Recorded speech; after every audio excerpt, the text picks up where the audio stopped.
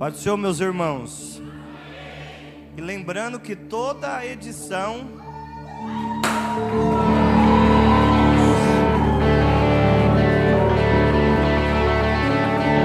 sabia, Rodrigo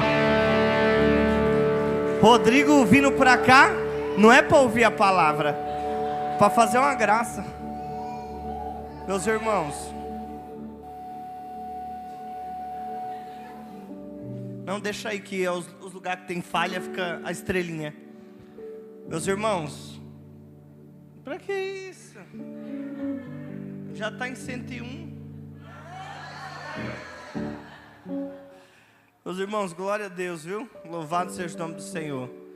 Final aí, ó, não é para os diáconos limpar, tá? É só o Rodrigo. Pós-culto é do Rodrigo hoje. Meus irmãos, estamos dando início hoje. Vamos dar início hoje à série Reforma Protestante. Eu gosto demais de pregar sobre a Reforma Protestante. Pergunte assim, por quê? Porque a gente fala bastante sobre a história da igreja. Amém? História da igreja, irmãos. Porque assim, a gente precisa conhecer a nossa história. Isso nos fortalece. Você vai ver como isso nos fortalece hoje. Diga assim, história da igreja. Sabia? O Rodrigo sentou ali. O Amâncio veio com celular. Tinha armação na jogada. Mas glória a Deus, né, irmãos? São 100 mil pessoas ouvindo a palavra. Que a única coisa que você vai achar no meu Instagram é isso. A palavra de Deus. Deus abençoe a vida de vocês. Abre a Bíblia em Atos capítulo 1. Hoje nós vamos falar sobre somente a graça, mas nós vamos fazer uma introdução sobre a história da igreja, para entendermos a importância da reforma protestante, amém? Vou ler só um versículo, Atos dos Apóstolos, capítulo de número 1, é o start, versículo 8, é o play da igreja. Atos dos Apóstolos, capítulo 1, versículo 8.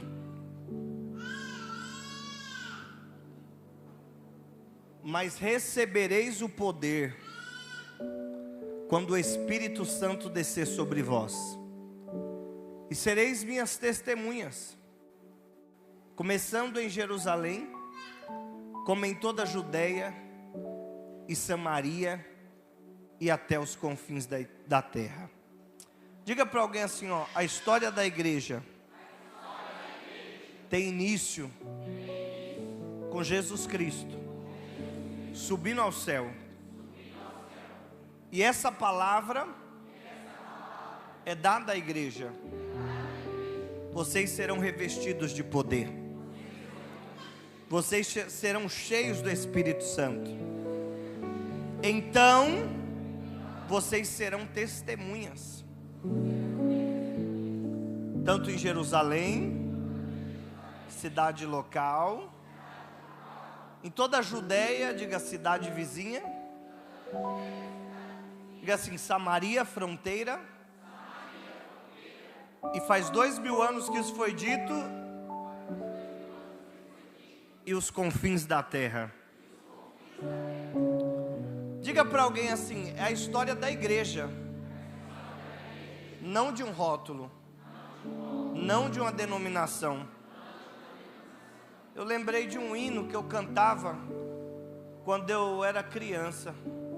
Vixe, dá uma nota aí. Pode ser ou não.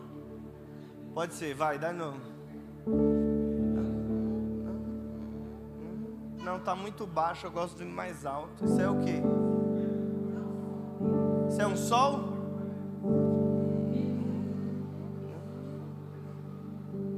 Não gostei do sol não, dá um dó aí.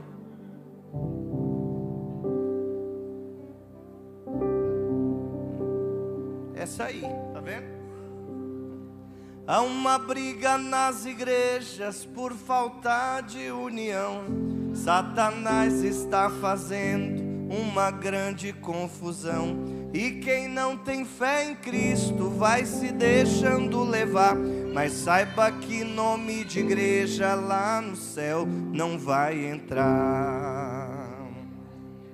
Eu não vou na Metodista, não vou na Universal, na Assembleia eu não entro, na Batista eu passo mal. Isso é ignorância, Jesus é a nossa luz. No céu só entra lavado pelo sangue de Jesus. Quando o crente segue a Cristo e não olha para trás, esse crente é poderoso, está vencendo Satanás. Se batista ou metodista, isso não salva ninguém. O que salva é ter certeza do Deus que na igreja tem. Metodista, assembleia, avivamento da fé, silenciosa ou barulhenta, Jesus dono dela é. Não fica olhando o nome, Jesus vem, tu vai ficar. Deixe o nome de lado e vamos evangelizar. Acharam a letra? Se é presbiteriana ou a bênção mundial, não importa se o rótulo é congregacional.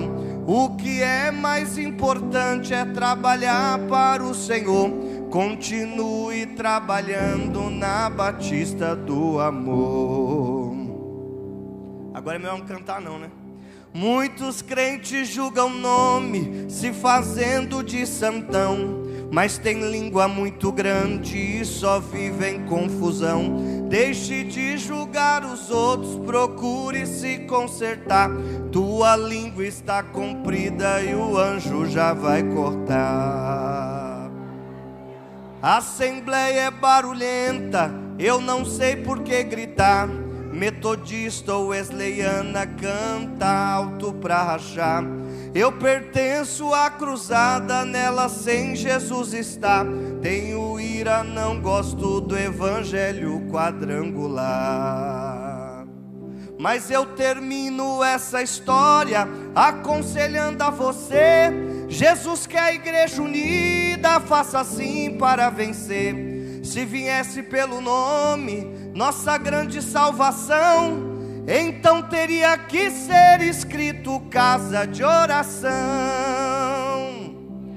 E pelo sangue de Jesus, no céu só entra lavado pelo sangue de...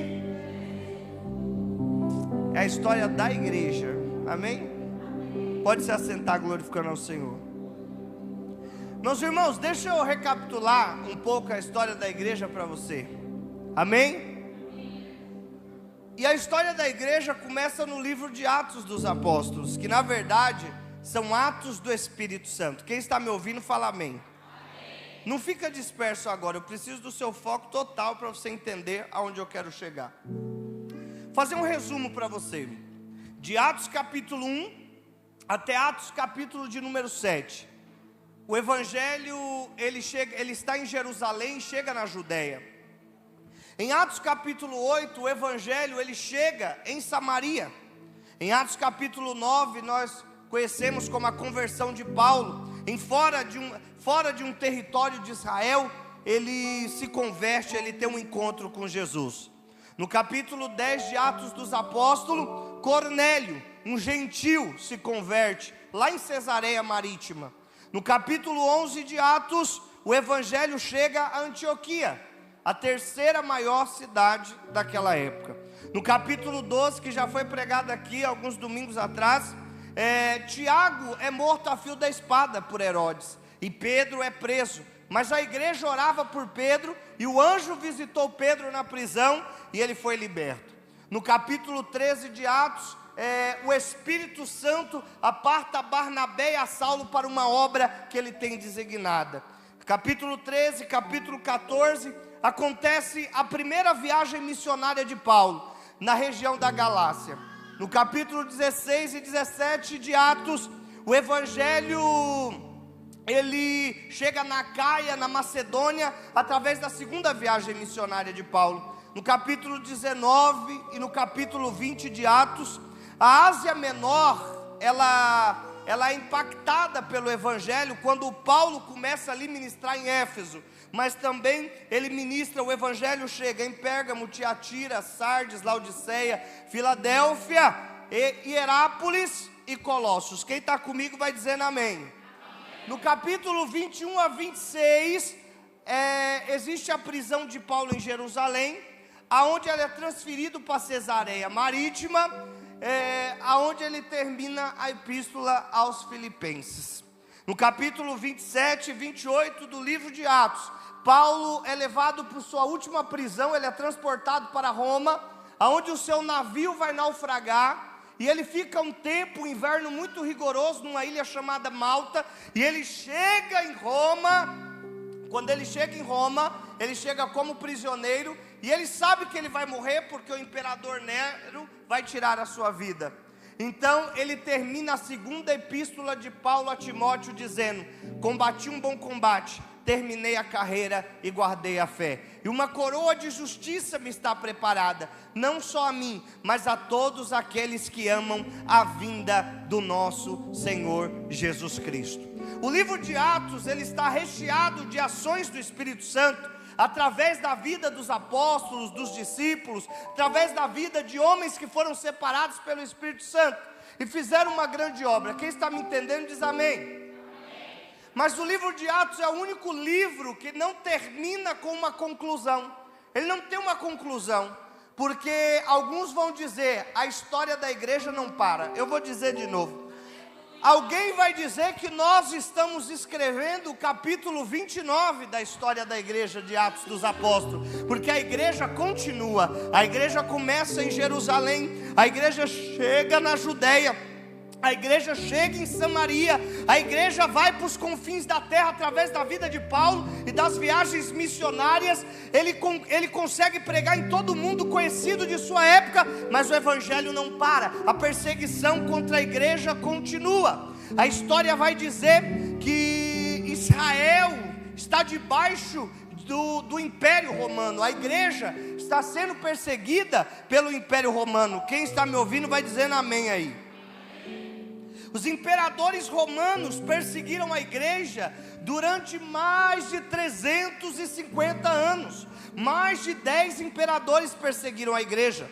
No ano 54, o imperador Nero, ele assume o Império Romano. E ele vai colocar fogo nos 14 bairros romanos existentes. E a história vai dizer que ele sobe a um lugar alto chamado Torre de Mercena, e dali de cima ele vê 14 bairros queimarem. Mas só que de 14 bairros só queimaram 10. E os 4 bairros que não queimaram foram bairros que eram frequentados por cristãos. Logo, ele colocou a culpa na igreja e no cristianismo, e começou a perseguir a igreja. Quem está me ouvindo diz amém. Eu preciso contar a história da igreja para você. Então o imperador Nero dá uma ordem para destruir os cristãos, colocando a culpa do incêndio em Roma, que ele mesmo provocou, na igreja, nos cristãos. E agora os cristãos, eles são pendurados em estacas, são crucificados. Alguém vai dizer assim, daquela época, que faltava cruz, estaca e madeira para crucificar cristãos. Então eles eram tacados no piche, e fogo era aceso nos cristãos, e eles se tornavam tochas vivas para iluminar a cidade de Roma. E a igreja vai sendo perseguida, mas só que o evangelho não para. Eu vou dizer de novo, a igreja é perseguida, os cristãos são mortos, cada vez mais o Império Romano persegue a igreja, mas a igreja prevalece de pé, a igreja continua cheia do Espírito Santo, a igreja ela avança. Ei! 350 anos de extermínio, de perseguição, era para não existir cristão, mas faz 2000 anos que Jesus Cristo foi ao céu, e nós estamos aqui falando do Evangelho de Jesus Cristo. Você já deveria desconfiar que algo que ninguém pode matar, essa chama que ninguém pode tirar, só pode vir de um lugar que é lá de cima do céu, só pode vir da parte de Deus. E se você é igreja, você se alegra com a tua história, porque o evangelho começou lá em Jerusalém, o evangelho foi para o deserto da Judéia, o evangelho chegou em Samaria e nas províncias adjacentes ao Jordão, mas também o Evangelho chegou nos confins da terra, e hoje o Evangelho chegou até você, porque a história da igreja não terminou há 1500 anos atrás, há 2000 anos atrás, mas a história da igreja continua. Ei, a igreja foi perseguida, vou dizer de novo, por mais de 10 imperadores romanos durante 350 anos em média. Os cristãos eram mortos, os cristãos eram pisoteados, açoitados, presos, apedrejados, mortos de maneiras cruéis, mas a igreja permanecia de pé. Ninguém negava Jesus Cristo, hein? A história vai dizer que os cristãos, na hora de morrer, diziam uma palavra, uma frase que acompanhava os cristãos daquela época, e a frase era, quando eles estavam morrendo: Maranata, ora vem Senhor Jesus. Maranata, ora vem Senhor Jesus. Essa é a história da igreja, essa é a nossa história. Outra história, no ano 68, Nero, ele se suicida, e um novo imperador vem no ano 70, e esse imperador, ele cria um monumento. Pergunte qual? Coliseu. Quem já ouviu falar? Chamado também do Teatro da Morte. O Coliseu, ele foi inaugurado com 100 dias de festa. Quantos dias de festas? E só para você saber, a morte de mais ou menos 10.000 cristãos aconteceu nesses 100 dias de festa. Mas a igreja não parou no Coliseu. A igreja não foi parada por Domiciano, não foi parada por Vespasiano, não. Por quê? Porque a igreja estava cheia do Espírito Santo de Deus.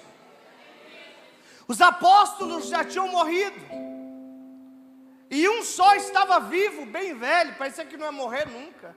Os imperadores romanos, entendendo que já não existia mais apóstolo direto da parte de Jesus, não existia apóstolo direto da parte de Jesus mais, e só um estava vivo, chamado João. Falaram assim: ei, vamos matar o último. Tentaram jogar ele em um tacho de óleo fervendo, mas ele saiu ileso. Então olharam para ele e falaram assim: como vamos calar esse homem? Tiveram uma ideia: vamos colocá-lo em uma ilha, vamos humilhá-los, vamos colocá-lo numa ilha chamada Patmos, e lá ninguém mais vai ouvir João pregar ou falar do Evangelho de Jesus Cristo. Mas a história é assim: toda vez que uma porta se fecha aqui embaixo, Deus abre a porta do céu lá em cima. E mesmo João estando preso numa ilha chamada Patmos, a Bíblia vai dizer que não foi por causa do imperador, mas foi por causa da palavra de Jesus Cristo. Ele estava preso numa ilha chamada Patmos, ali no mar Egeu, e a Bíblia vai dizer que o céu se abre e ele tem a visão de Jesus Cristo, aonde ele vê Jesus com seus olhos como chama de fogo, seus pés como latão reluzente, uma veste comprida até os pés, um cinto de ouro, os pés de bronze, uma espada aguda saía da sua boca, e o nome pelo qual se chama era a palavra de Deus. Então os imperadores romanos pensavam: estamos matando o último do colegial apostólico, estamos matando e parando o último apóstolo na ilha chamada Patmos. Deus pega, olha para João e fala: vem cá, porque eu vou lhe mostrar as coisas que ainda vão acontecer. Vem cá, João, sobe aqui, tem tanta coisa para acontecer. O império romano pensa que vai parar a igreja, mas vai ter tanta coisa ainda para acontecer no meio de vós. Haverá sinais, prodígios, maravilhas no céu, na terra. A trombeta ainda vai soar. Eu vou voltar ainda para buscar a minha igreja. E a história da igreja não para. João morre, não porque estava ilhado, mas morreu velhinho em casa. Não conseguiram parar o João. E agora não existe mais o colegial apostólico, e os cristãos continuam sendo perseguidos. Cada morte, uma pior do que a outra. Existe um hino que todos vocês conhecem, que retrata muito bem essa época, esse tempo, em que o Império Romano perseguia a igreja e os cristãos. É aquele hino que diz assim, ó: eu queria ver a bravura dos santos em plena arena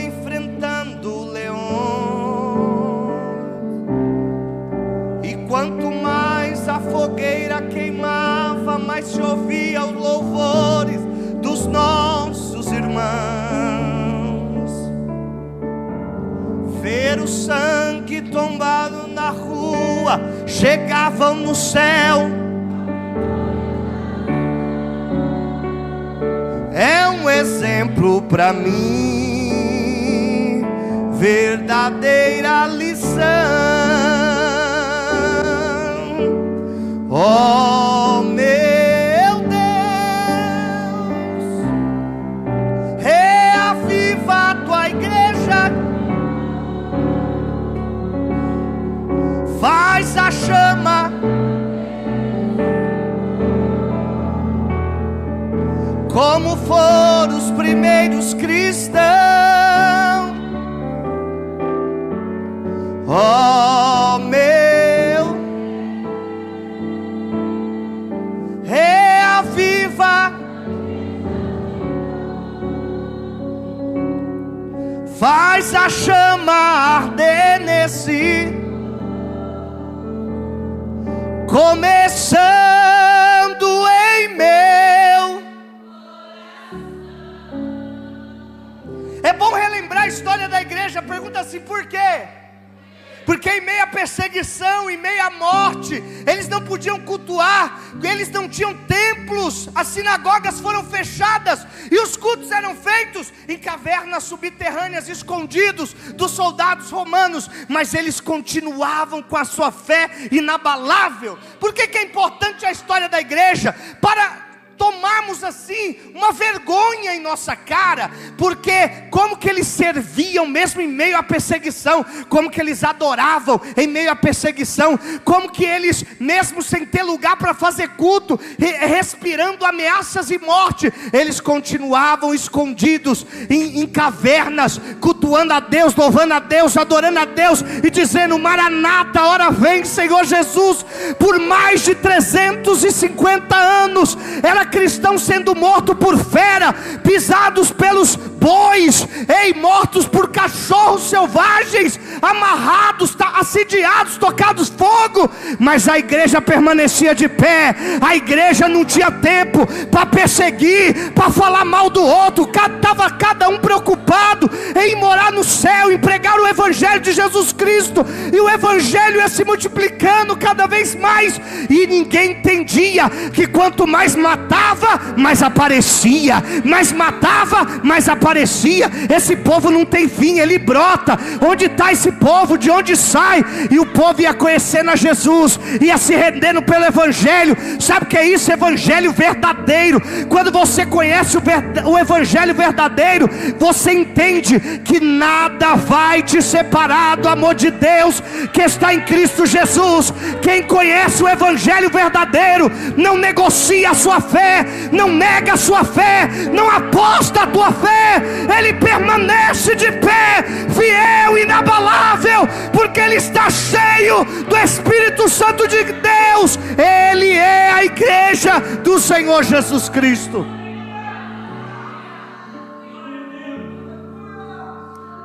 Souve Amanda, Labaceve,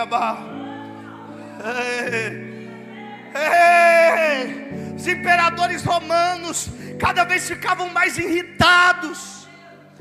Por quê? Porque tudo que eles queriam fazer era eternizar o império. Eles diziam: ei, o melhor está em Roma. Os imperadores mudavam, Cláudio, Vespasiano, Domiciano, Nero, mas só que eles eram chamados César, César, César, porque César é Deus, César é rei dos reis. Mas aí surge um povo humilde, mas revestido de poder, dizendo: existe um que eu tive um encontro com ele. Quem é? Ele é maravilhoso, ele é conselheiro, ele é Deus forte, ele é pai da eternidade, ele é príncipe da paz. Eu vou dizer de novo, que tem gente que não está me ouvindo. Eu vou dizer mais uma vez. Ele diz assim, ó, o Império Romano está dizendo: nós somos fortes, nós somos somos deuses, nós temos poder, o melhor de tudo está em Roma. Aí surge um povo humilde, simples, dizendo assim: eu não quero saber de Roma, eu não quero saber de nada disso, eu quero saber de Jesus Cristo. Por quê? Porque Ele sim é maravilhoso, Ele sim é conselheiro, Ele sim é Deus forte, Ele sim é príncipe da paz. Não sei se você está entendendo o que eu estou dizendo. Não sei se você está entendendo o que eu estou dizendo. Mas a igreja verdadeira, ela é imparável. Eu vou falar de novo. A igreja verdadeira, ela é imparável. Policarpo, falei isso para vocês já. Policarpo, um dos pais da igreja, com 86 anos de idade, colocado em uma arena, disseram assim: nega o seu Deus. Ele disse assim: como que eu vou negar a Ele, se dentro de 86 anos Ele tem cuidado de mim, e Ele não fez nada contra mim, só me abençoou. Eu não nego. Morreu em uma arena, morreu, mas não negou o evangelho de Jesus Cristo. Quanto daqueles irmãos tinham que fazer cultos subterrâneos secretos, e nós podemos vir à igreja e cultuar, e resistimos, ou estamos dentro do templo mais falando e dando risada, do que ouvindo e adorando a palavra e adorando a Deus. Se converta, irmão, se converta. Conheça a história da igreja. Você é a igreja do seu tempo. Qual vai ser a história da igreja do século 21? Um povo que falava mal um do outro, um povo que não negava a fé, um povo que deixava o evangelho por qualquer coisa, um povo que estava mais disposto a ficar em casa, a desfrutar dos prazeres dessa terra, do que da presença de Jesus Cristo.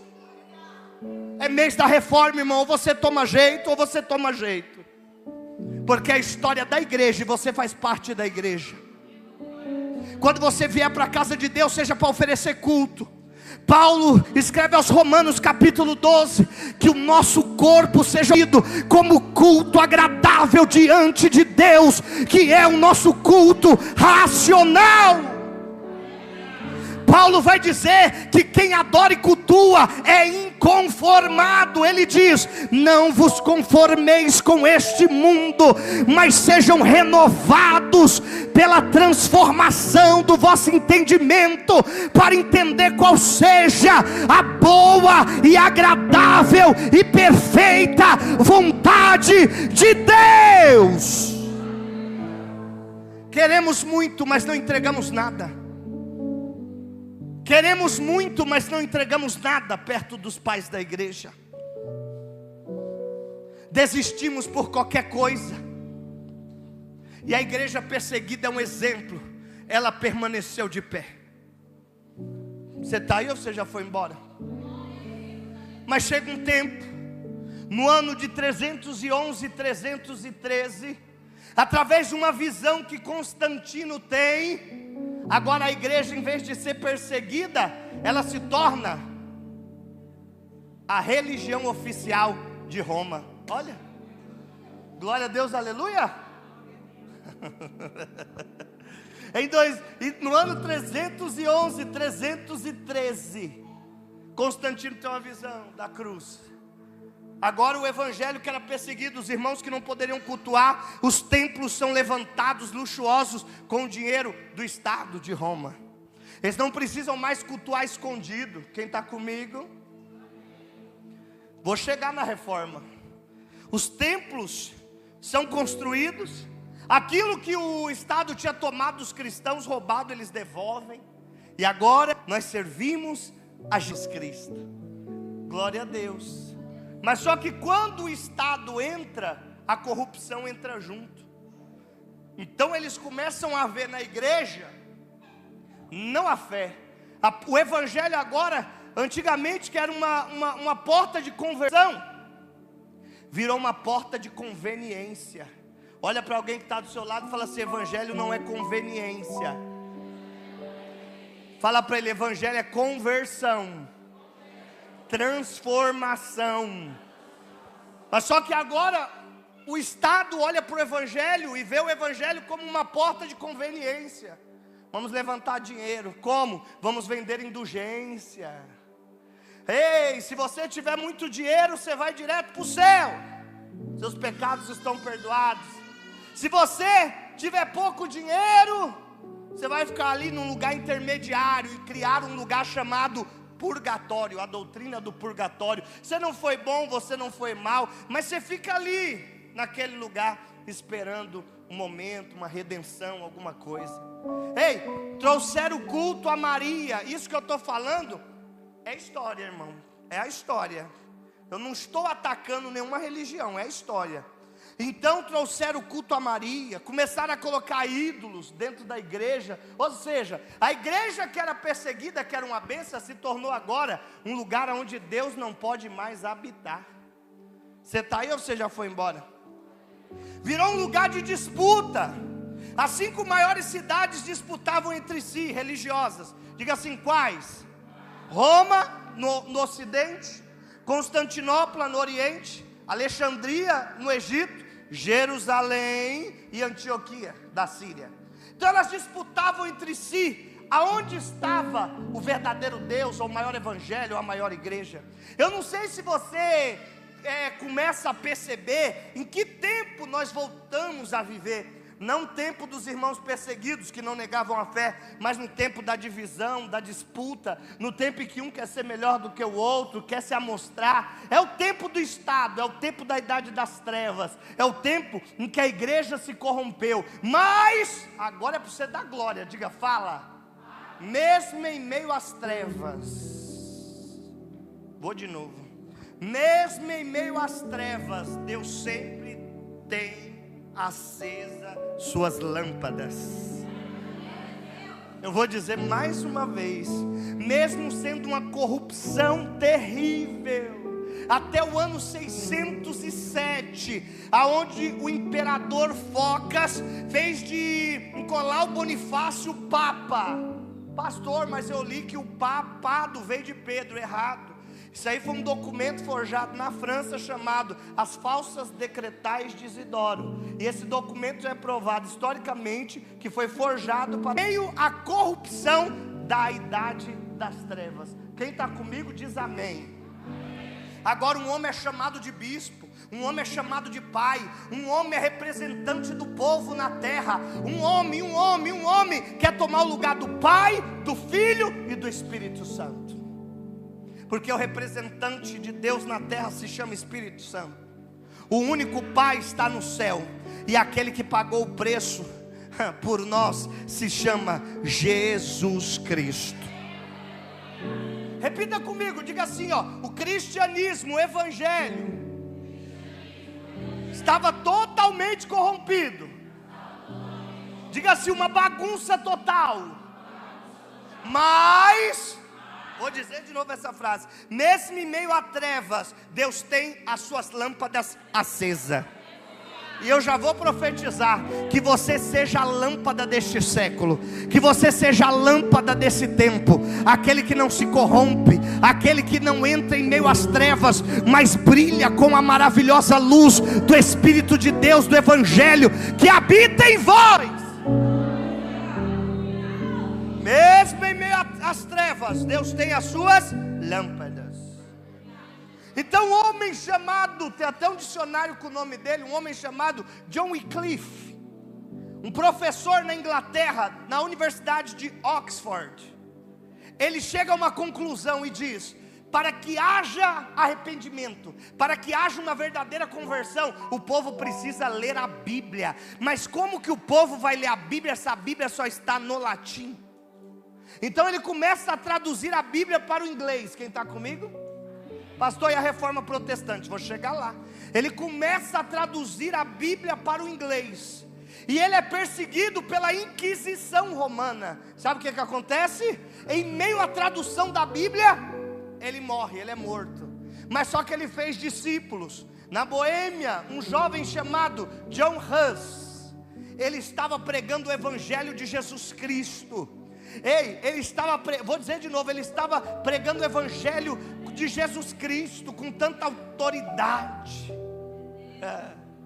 que vidas estavam sendo transformadas pelo poder da palavra. A Inquisição pega John Hus e põe fogo nele, queima ele. E quando ele está queimando, ele diz assim: hoje vocês estão matando um ganso queimado, mas um cisne nascerá, e vocês não poderão matar. 100 anos depois, a profecia se cumpre. Nasce um cisne chamado Martinho Lutero, um monge alemão que buscou de todas as maneiras a redenção, se flagelando, pagando penitências. Mas um dia ele encontrou um trecho da Bíblia, da carta de Paulo aos Romanos, que dizia no capítulo 1: o justo viverá da fé. E nunca mais ele bateu em si mesmo, nunca mais ele buscou penitências. E ele disse: é somente a fé, é somente a graça, é somente a palavra, somente a Deus dê glória, somente Cristo.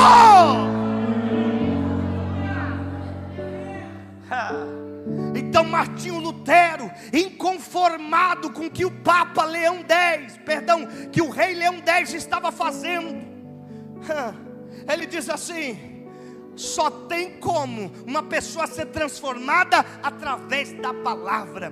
Então na Alemanha ele começa a traduzir a Bíblia do latim para o alemão, e vidas começam a ser resgatadas. E ele tem coragem de pregar e de se levantar em meio à sua época contra a Inquisição, contra o Papa, contra o rei Leão X, que está construindo a Basílica Wittenberg, no castelo de Wittenberg. Ele se levanta e escreve 95 teses contra as indulgências e tudo aquilo que a igreja estava fazendo de errado. E um avivamento começa. Eu vou dizer de novo: um avivamento começa com um homem, um martelo, uma folha e um prego. Vou dizer de novo: um avivamento começa com um homem, um martelo, uma folha e um prego.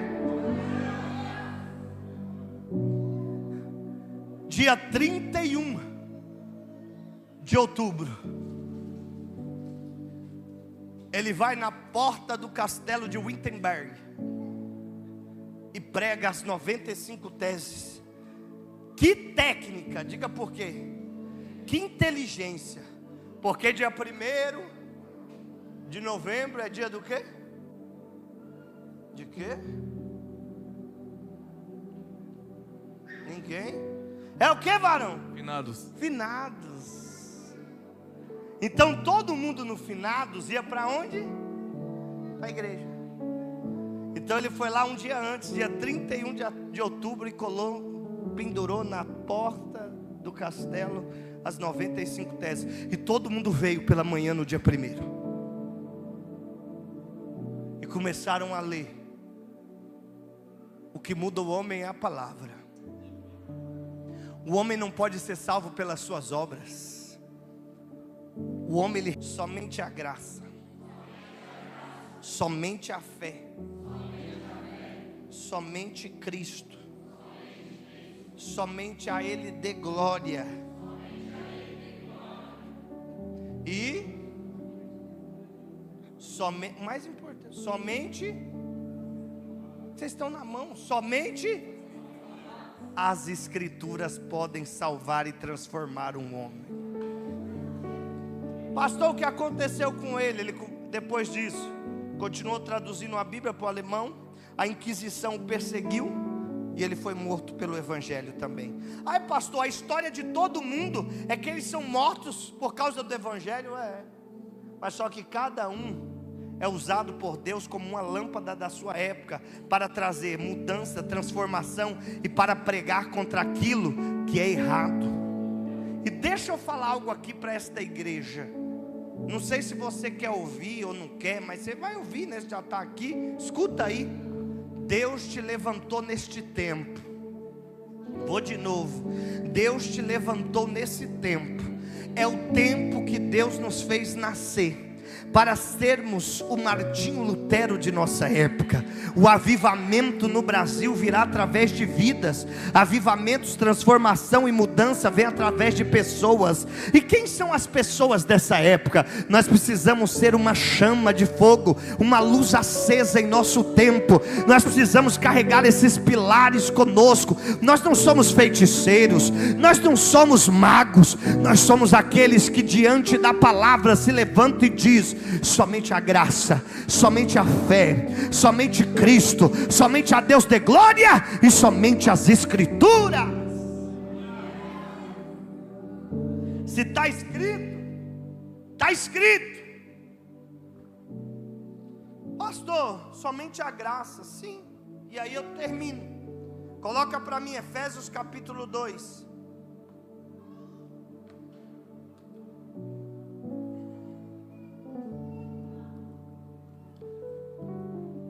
Versículo 8. Porque pela graça sois salvos, por meio da fé. E isto não vem, mas é dom. Olha para quem está do seu lado e fala assim: a graça não vem de você. Diga assim: a graça vem de Jesus Cristo. Diga: a graça é um dom de Deus. Pergunta assim: o que é graça? É o favor que nós não merecemos.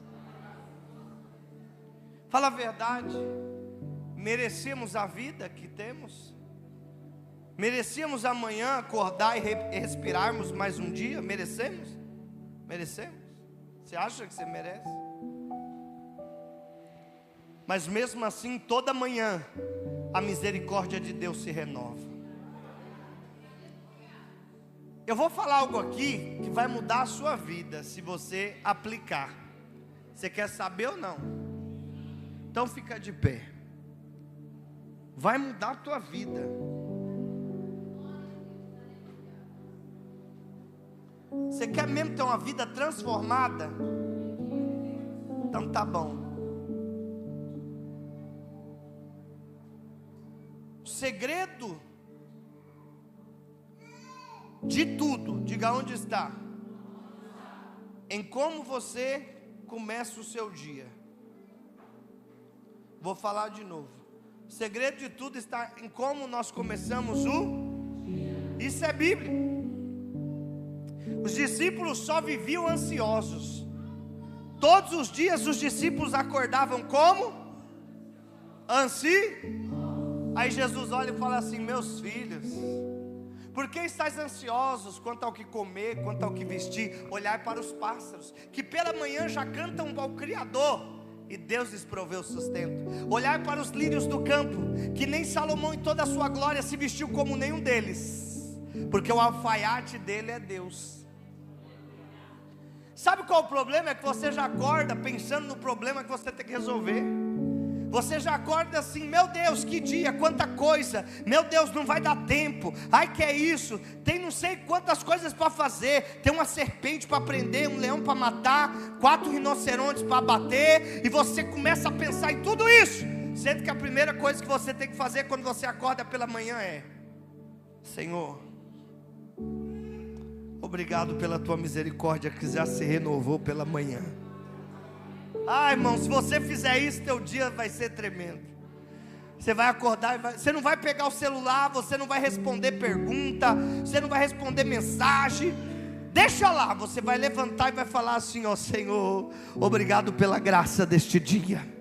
Obrigado porque se o Senhor me fez levantar nesse dia, é porque o Senhor sabe que eu tenho capacidade de vencer esse dia, porque eu estou cheio do Teu Espírito Santo, eu estou cheio da Tua palavra, eu estou cheio da Tua graça, eu estou cheio do Teu poder. Pai, os leões que tiver que matar eu vou matar, os problemas que tiver que resolver eu vou resolver, e o Espírito de Deus estará comigo, e será um dia abençoado, será um dia de propósito de Deus na minha vida, será um dia de surpresas de Deus, será um dia fantástico.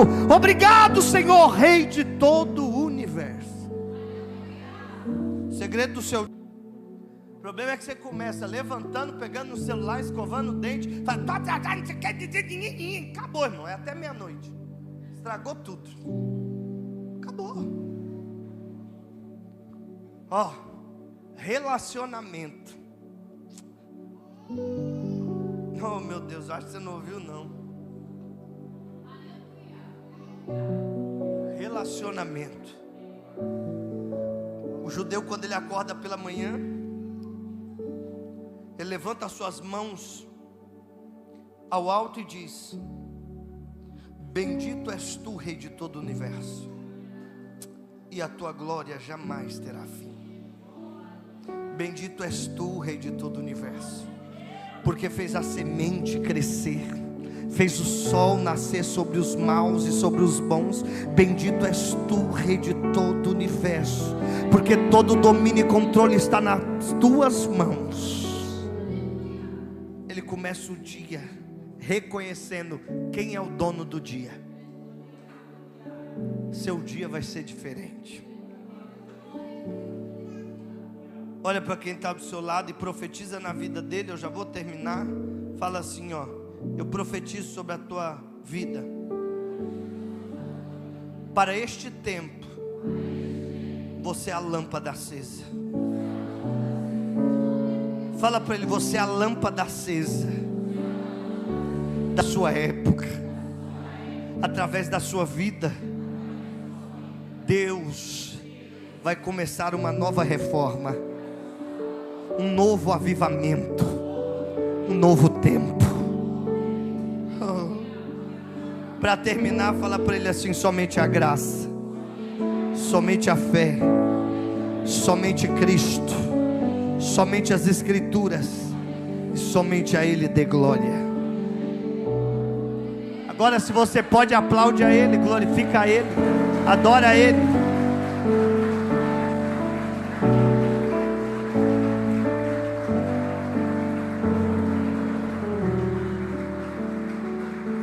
Pastor, em meio a tanta corrupção, a tanta imundícia, a tanto pecado, a tanta coisa ruim, o que eu faço? Simples, aquele louvor que diz assim, ó: minhas lamparinas estão acesas,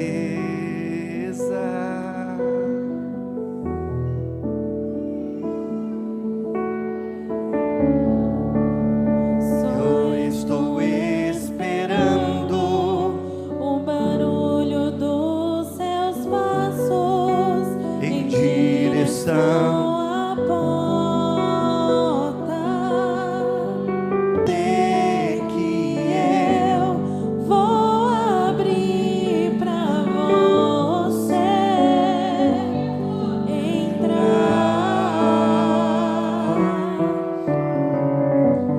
É só bater que eu vou abrir pra você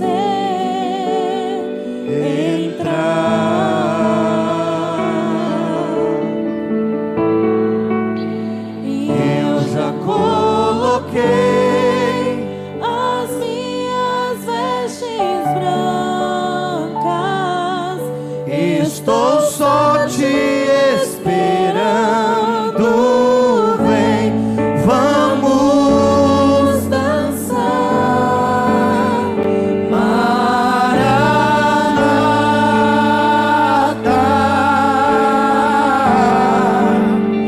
Maranata. Eu já coloquei as minhas vestes brancas, estou só te esperando.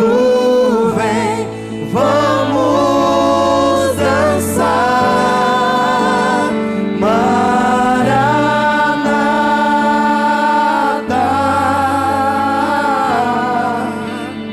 Maranata.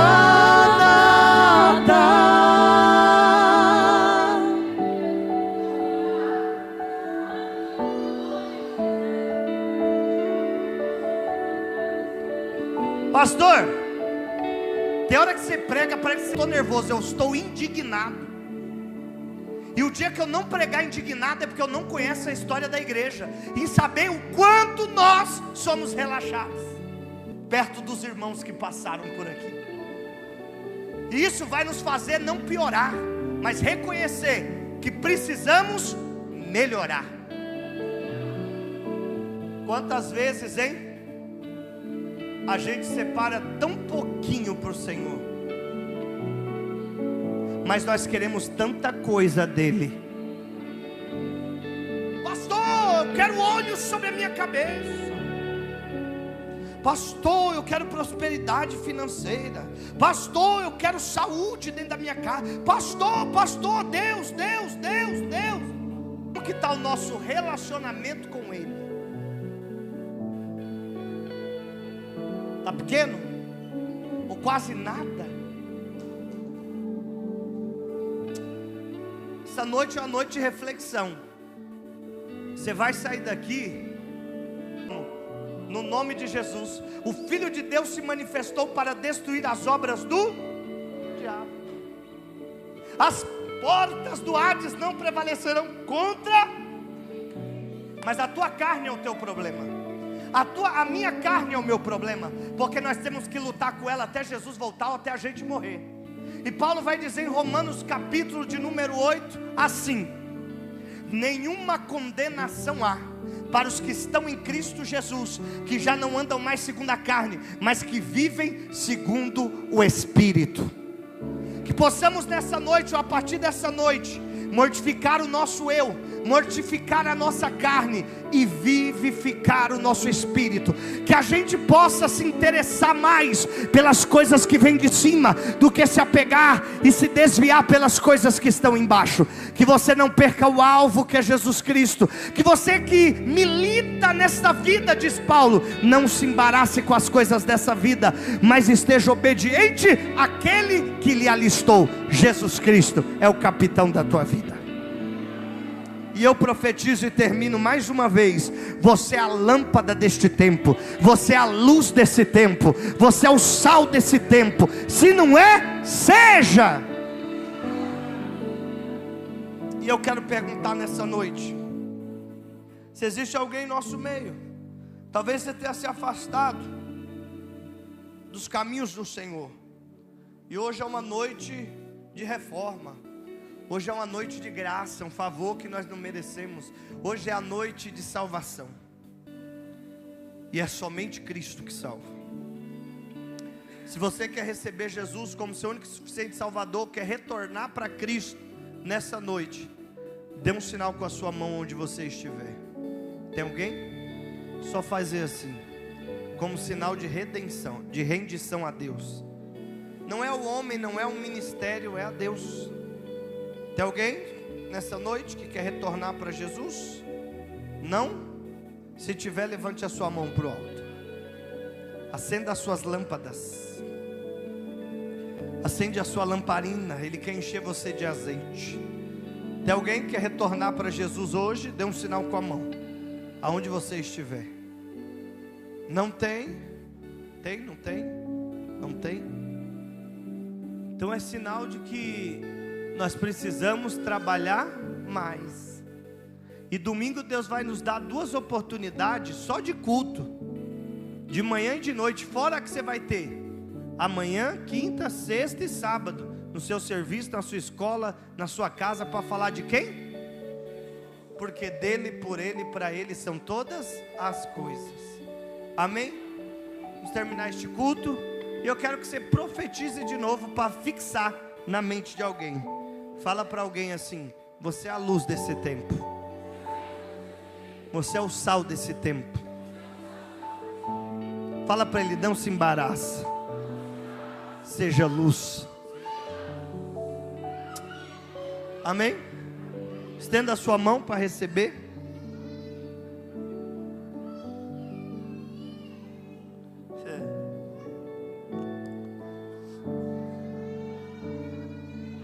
Romanos 12 está ardendo em meu coração.